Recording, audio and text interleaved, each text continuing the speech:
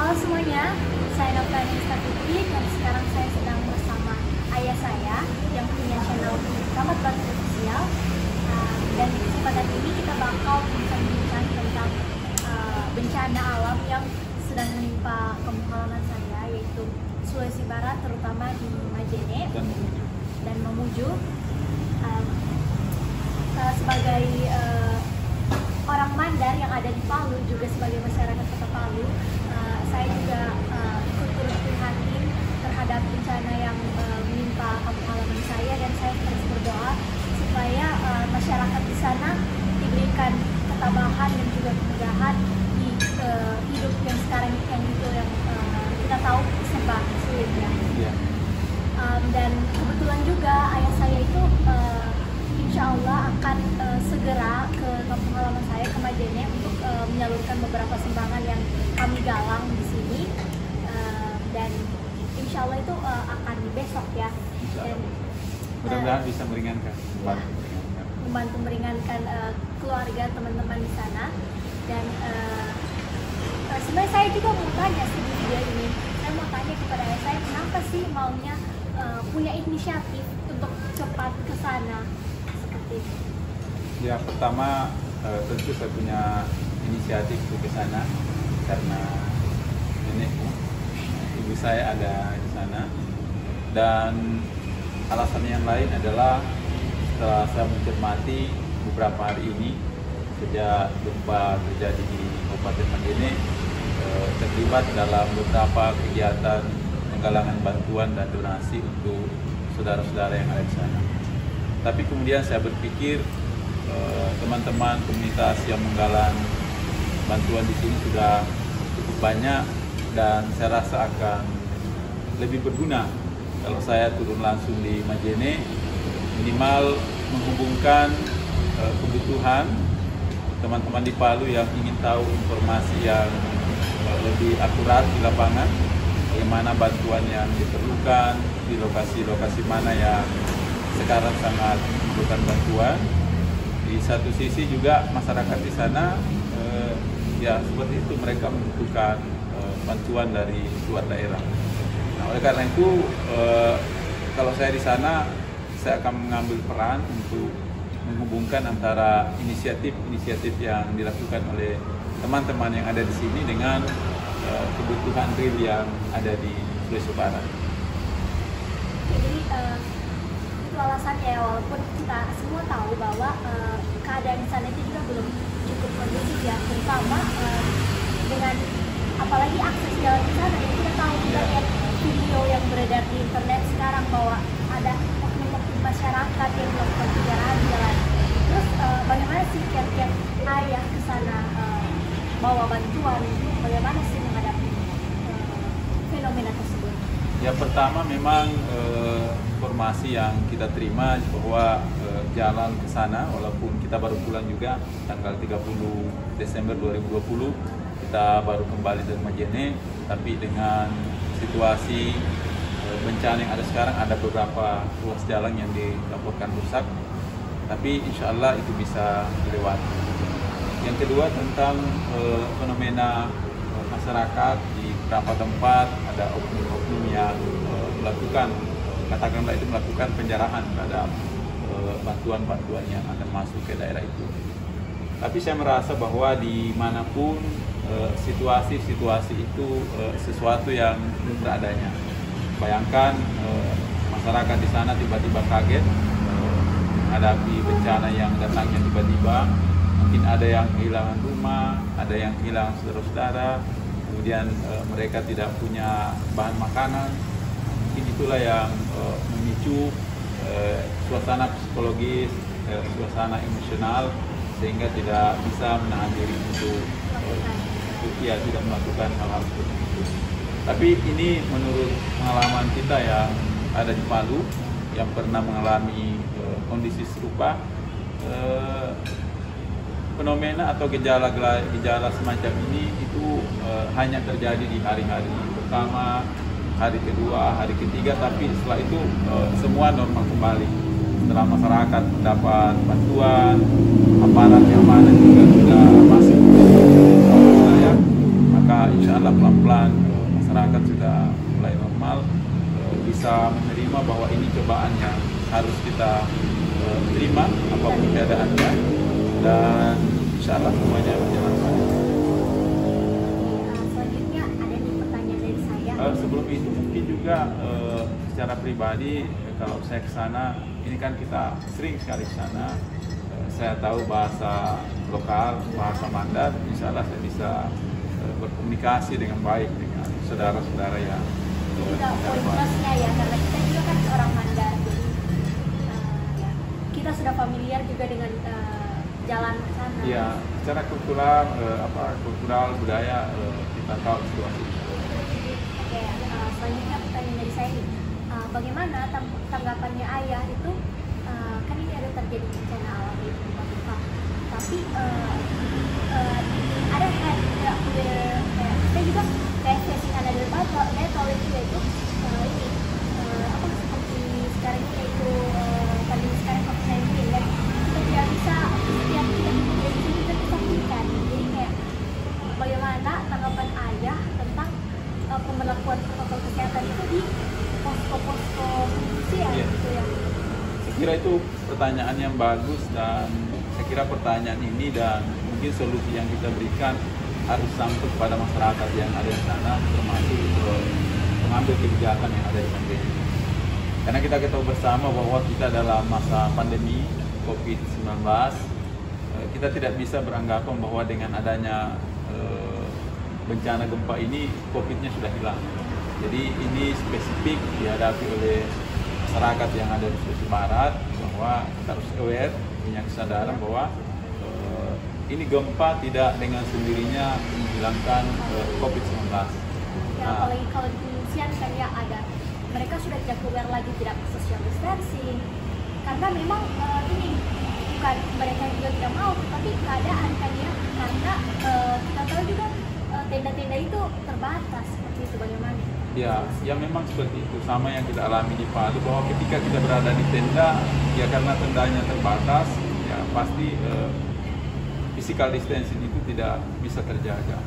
Nah, secara psikologis juga orang yang menghadapi sebuah bencana, dihantui oleh trauma dan ketakutan, itu cenderung kita akan tidak mau jadi soliter. Kita selalu ingin berkelompok, ya selalu ingin berkelompok, ya berkumpul. Karena dengan berkumpul dan berkelompok itu kita ya memberi rasa aman. Nah, itu psikologi yang muncul ketika kita menghadapi trauma-trauma seperti menghadapi bencana alam. Tetapi di satu sisi ini tentu tidak menguntungkan, karena pada saat yang sama justru kita dalam masa COVID-19, dan COVID-19 ini justru kita harus menjaga jarak. Jadi ini ada sesuatu yang kontradiksi antara apa yang menjadi tuntutan gempa bumi itu kita harus bersama-sama, dan apa yang kita harus juga memperhatikan ini protokol kesehatan yang ketat. Another battle kayak saya bilang tadi, seperti yang bilang tadi, kalau gempa bumi itu tidak menghilangkan COVID-19. Iya. Dan ini juga di sana orang yang tinggal di pengungsian itu dalam suasana normal tidak COVID, itu kan sanitasi buruk, kita tidak tahu harus BAB di mana, mungkin air serba terbatas, ya susah, kemudian cuci tangan, semua itu kita hadapi di pengungsian seperti itu. Nah, sementara di satu sisi menghadapi COVID-19 ini justru kita harus banyak air, harus sering ganti pakaian, nah hal-hal seperti ini yang saya kira penting menjadi perhatian pemerintah, sekaligus juga penting menjadi perhatian dari teman-teman relawan yang masuk di Mamuju maupun di Kabupaten Majene, agar teman-teman relawan yang masuk itu selain membawa bantuan juga harus terus mengedukasi masyarakat yang ada di sana bahwa protokol kesehatan itu harus kita tidak bisa abaikan, karena jangan sampai ada klaster baru dari bencana yang ada di Majene dan Sulawesi Barat. Kita tidak mau ini, kita sudah COVID, sudah gempa lagi, jangan lagi gara-gara gempa itu COVID-nya semakin naik. Apa istilahnya? Fatal apa ya? Nah, kita tidak boleh bersikap fatal.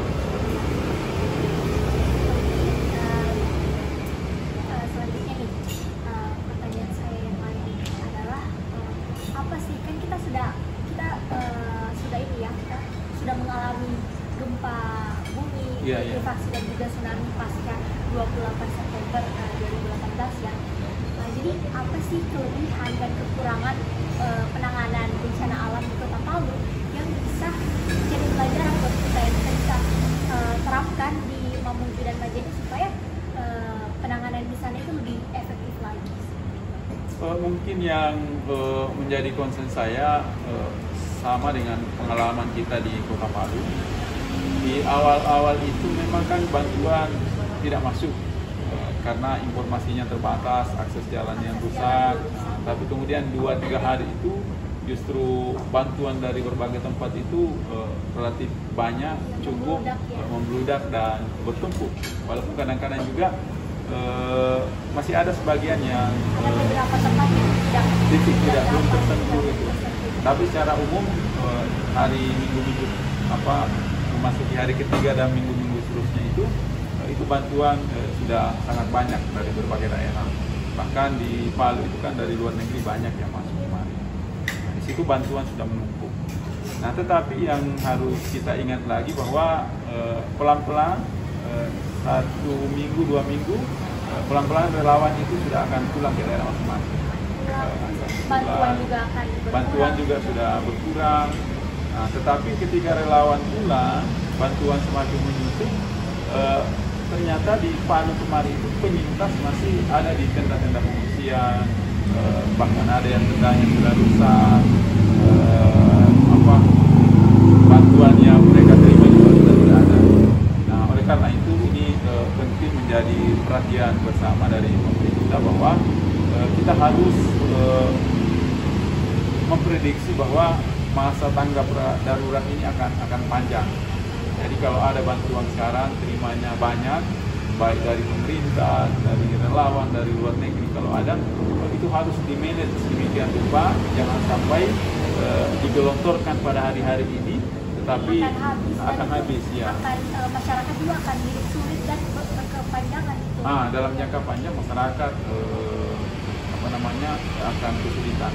Nah, oleh karena itu kita mungkin perlu ingatkan, himbau, perlu saling koordinasi antara teman-teman yang masuk ini. Mungkin kita atur sedemikian rupa agar bantuannya itu tetap tepat sasaran, tetapi juga ritmenya itu harus sedemikian rupa, kalau boleh panjang lah, jangan bertumpuk di minggu pertama, minggu kedua, tetapi setelah itu relawan pulang, bantuan tidak habis, dan orang-orang di sana hidup dalam kesendirian menghadapi masa-masa yang sulit setelah itu. Hidup susah dan serba terbatas. Ya, serba terbatas. Saya kira itu yang mungkin menjadi catatan kita sebagai ya paling tidak kita sudah yang harus di highlight ya. Ya, yang harus di highlight. Oke, sebelum akhir video ini saya ingin Ayah kasih tahu deh apa pesan-pesannya sebelum berangkat mungkin. Ya, pertama saya berterima kasih kepada Anda dengan adikmu Apla yang mau ditinggalkan. Biasanya kalau ayah dan ibu mau ke Majene Anda ikut, tapi Anda katakan wah sudahlah, nanti kami juga sekolah, nanti merepotkan di sana. Kita ke sana ini bukan untuk jalan-jalan, berkumpul dengan keluarga, tapi betul-betul jangan kita ke sana merepotkan orang yang di sana. Kita harus mandiri di sana. Karena itu ya saya minta doakan ayah saya bisa sampai di sana dengan ibu, sampai di sana bertemu keluarga yang di sana juga sehat-sehat. Dan sebetulnya secara pribadi saya insya Allah setelah kembali ini kita pergi lagi, karena kita ingat di tanggal-tanggal ya setelah 28 September itu bagaimana kita dulu Majene bersama-sama.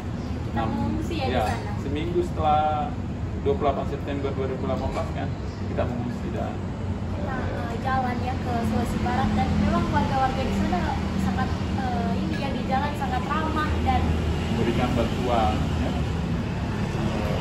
ya mudah-mudahan apa yang kita mungkin teman-teman dari Palu bawa ke sana tidak seberapa, tetapi itu bisa menguatkan,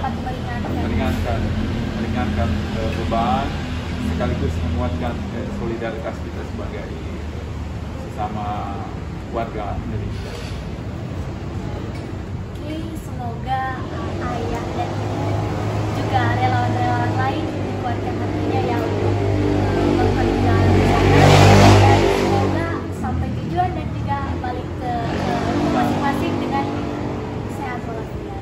Oke, terima kasih karena sudah mau menggantikan saya sebagai host. Aplah, nah, ini mungkin Aplah ada ini, ya, ini Aplah tidak masuk di rekaman sini karena dia punya tugas sendiri. Apa tugasnya tadi? Membuat rekaman. Oke, terima kasih ya.